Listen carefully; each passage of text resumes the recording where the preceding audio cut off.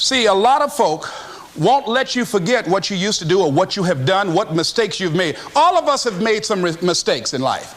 All of us have done some things that if we had them to do over again, we wouldn't do it again. There are a lot of things that if I had it to do over again, if I knew then what I know now, I would have done it differently. Well, it didn't happen that way. I didn't do it like that. Oh, you don't want me to live that down? How you want to keep on putting that in my face about what I did? Guess what? I'm not interested. When you permit things to use you, you can't change the past, but you can interpret. You can reinterpret how you see it. For years, I was going around with a heavy load on my shoulders, feeling bad because I was adopted, doing interviews for adoption agencies and foster homes.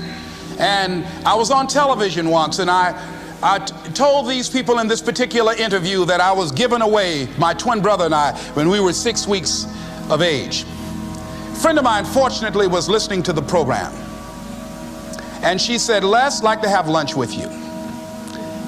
And so I went over to see her. She said, when a woman carries a baby for 9 months, feeling that life movement in her, it's automatic and natural for her to learn to love that baby, to expect it to come here when she bears the pain to bring it into the world. Your mother, Mamie Brown, when she came in to adopt you guys, she didn't go through that process.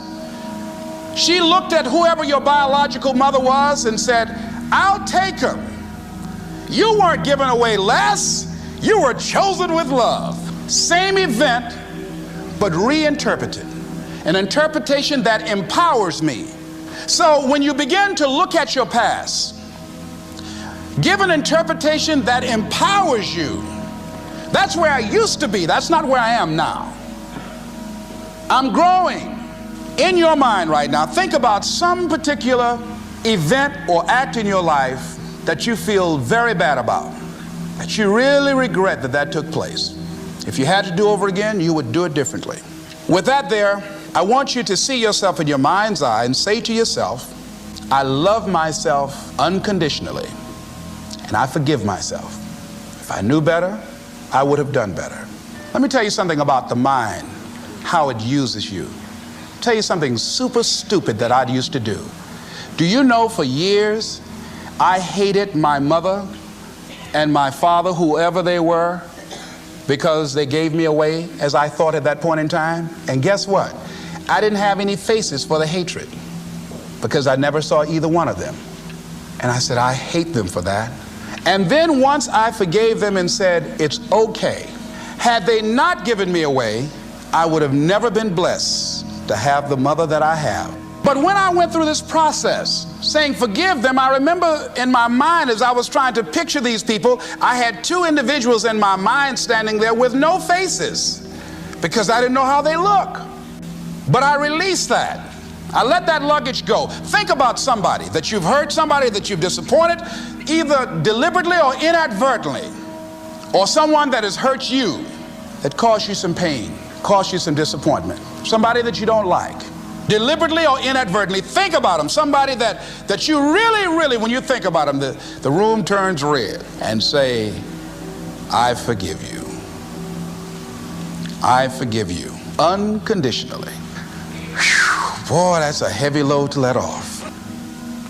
Reinterpreting our past, understanding and knowing that we can move from where we are, that we can begin to design the kind of life that empowers us, that gives us happiness, that enable us to be on top of who we are, knowing that as we begin to explore new horizons and new vistas in life, that as we begin to focus on developing ourselves, as we begin to elevate ourselves and not to follow the crowd, activating the thinker in us and disciplining and putting on hold the emotional part of ourselves.